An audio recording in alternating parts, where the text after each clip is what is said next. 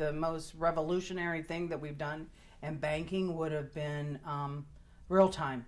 We had to do everything in chronological order, and we had to send it down at 11 o'clock and at 4 o'clock, and the customers had to wait for their deposits for 2 to 3 days before they could, even see anything, or we could retrieve anything for the customers. I think one of the most significant things was the ATM systems, how they've advanced, taking the customers out of the branch a little bit. And that's why it is so important that the UAs now do have the conversations with their customers, because you're not getting face-to-face with your customers as often as you used to. So you have to take full advantage at every time. I think the most significant change that I can see is the changes in technology. When I first started in banking, I started as a teller, and everything was manual, manual input of all the account numbers, and pretty much everything we did was a manual process. So I think that we've come really far with technology, and it helps reduce the errors and things that we make on a daily basis. The biggest day was when we got a machine that counted checks. Like it was a gift from the heavens. Like, oh my God, we don't have to count these checks by hand anymore. All of our processes were much more manual. There was a lot of manual data entry and things like that. We didn't run checks, we didn't do anything like that. It was all, you had to look at every single check, enter all these numbers, and there was a lot more room for error. So I think that's definitely changed over the last 14 years that I've been in banking.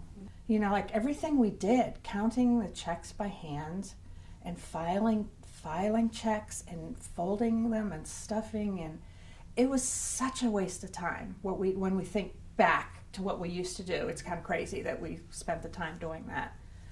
At night, at the end of the month, we used to call the tellers to come in to help us file the checks and pull the statements, because it was the end of the month. It was all hands on deck. And all the tellers went home and waited by the phone and waited for the call, and everybody came in. Well, I can tell you that I couldn't balance a drawer when I was a teller. As much as I tried, I couldn't balance a drawer. And back then, it was a lot of just paperwork, debits and credits and balancing out at the end of the day and making sure their deposits and withdrawals matched your cash drawers, and computers were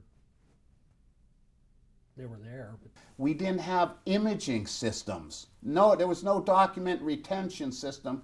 I can remember one time coming to this bank, and one of the first weeks I went to the lunchroom and got a cup of coffee, and I'm walking that cup of coffee back to my desk, and one of the other officers saw me and said, well, what are you doing? You can't have coffee at your desk. And I was like, well, why? Well, you might spill it. And obviously these papers weren't imaged. I worked at the Cherry Street office, and when we first got our fax machine, it was pretty exciting because we all kind of stood around and just were amazed that we could get information from the main office to our office, which was only a block away, and it was on a piece of paper, because everything prior to that was by phone. So that was pretty exciting technology for us. I loved it when we went to the computer in Word, because it was so much easier to correct, and you could revise what you wanted to say. Where if you're typing a letter and you change your mind, you can't go back and insert a sentence. You have to start all over again, or you have to use a ton of whiteout. So it was a big improvement as far as I could see. And also Excel. I love Excel. You could format the fields and all that, and before you had an adding machine tape. We didn't have a customer service center. I think that started the year after I started. And it was a big deal. It was a really big deal to get our first toll-free phone number. So we had a big marketing campaign about it. And at the time, a big marketing campaign meant it went in the newspapers, and we did teller flyers, and we may have had a radio ad. Something that I remember specifically, an executive secretary. Of course, I did not have a personal computer. I had a typewriter. It was huge, and I think it was made of solid steel. It was so big.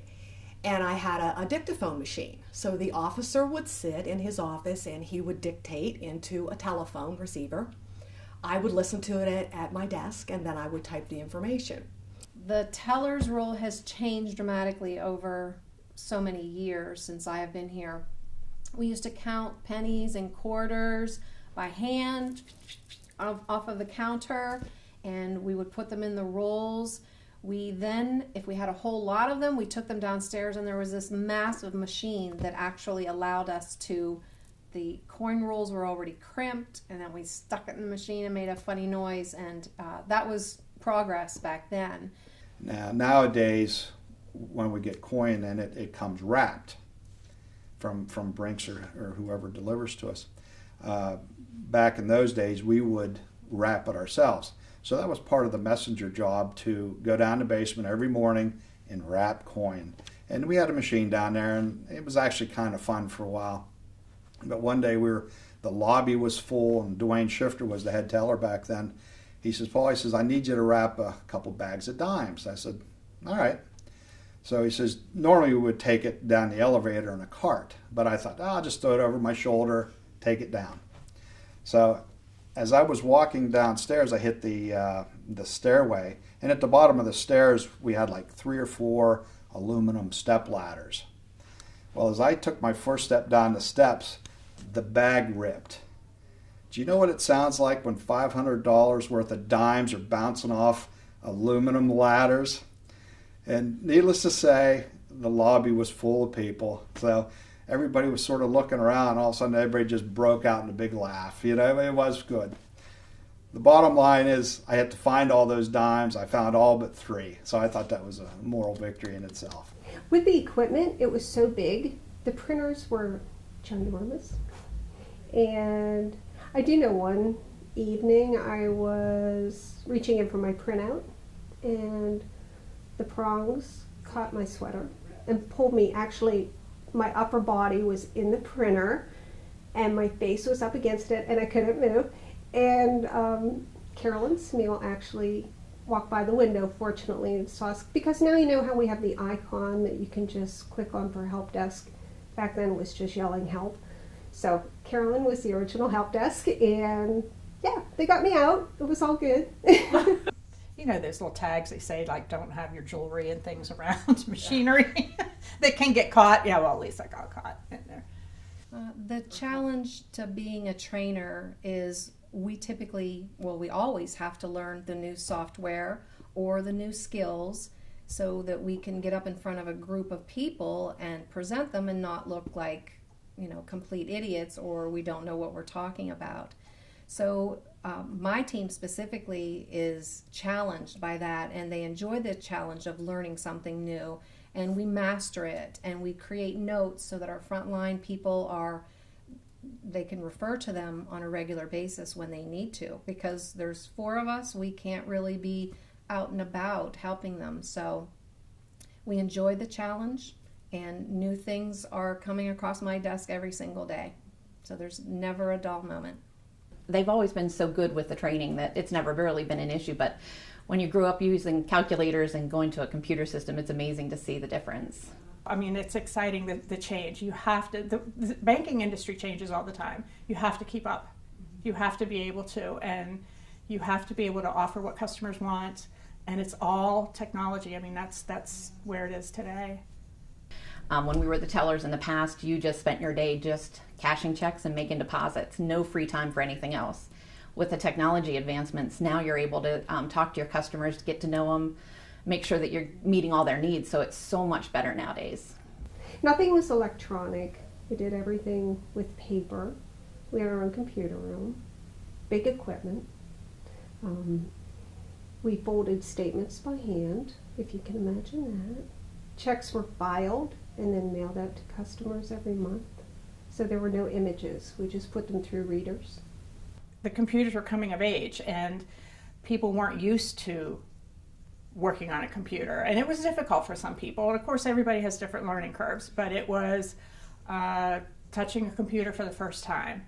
And everybody's going to have a computer. And it was different. And I remember the president at that time, when we were talking about this conversion and how fast things were changing, and he said, the train has left the station. Well, I think work is more of a lifestyle now.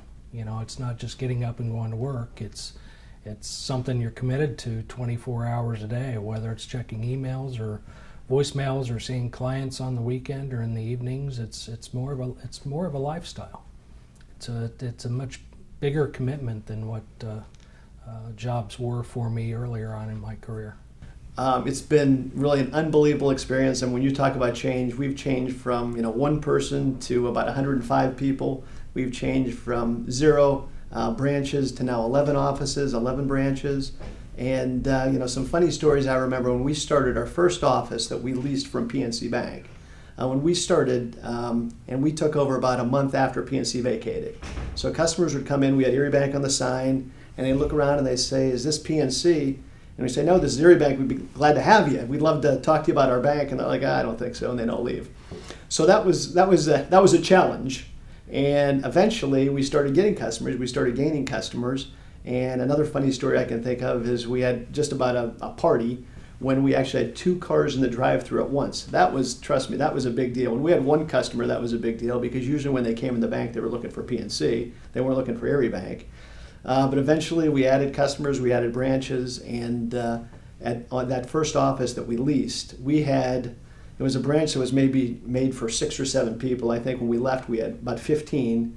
We had somebody in, their office was in the drive-thru. We had somebody in a safe deposit box room. We had somebody else in a closet that we fit them in. I worked at a conference table the whole time I was in the office, never had a real desk. And I also remember John Schultze, who just came to our bank.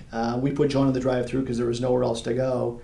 And every time John needed to send a fax, he had to unplug the copier. Was out there. Right. Any obstacles that you had with that, as far as starting to, when you started to grow to your location, right, staffing, and just were there any hiccups along the way? I mean, when we first started, nobody knew who Erie Bank was or what Erie Bank was, and they never heard of us. And now we're to the point where we've changed to the point where we're now totally entrenched in the community. We're looked at as one of the best, largest community banks in town. About 11 years ago, we had nothing. I mean, we just had a time of letting people know that we were here. And I remember even the first couple of years, still people had not heard of Erie Bank, even though we had some billboards and we had some commercials and we did quite a bit of advertising. They still didn't know us. And now what's funny is I'll meet people now, and they think Erie Bank was always here. Maybe they moved to town 10 years ago or 8 years ago or 6 years ago, or maybe they were young. And they think we've always been here. And I always find that comical and funny because I know we weren't always here. And, we hope to be here a lot longer, as we move forward. But it's just funny that, the perception now, initially the perception was, who are you? Now the perception is, you guys have always been here. But I think teamwork has been really a big part of our success. We just couldn't have done it without everybody. And, I think CNB management had unbelievable foresight to come to Erie and look at this market.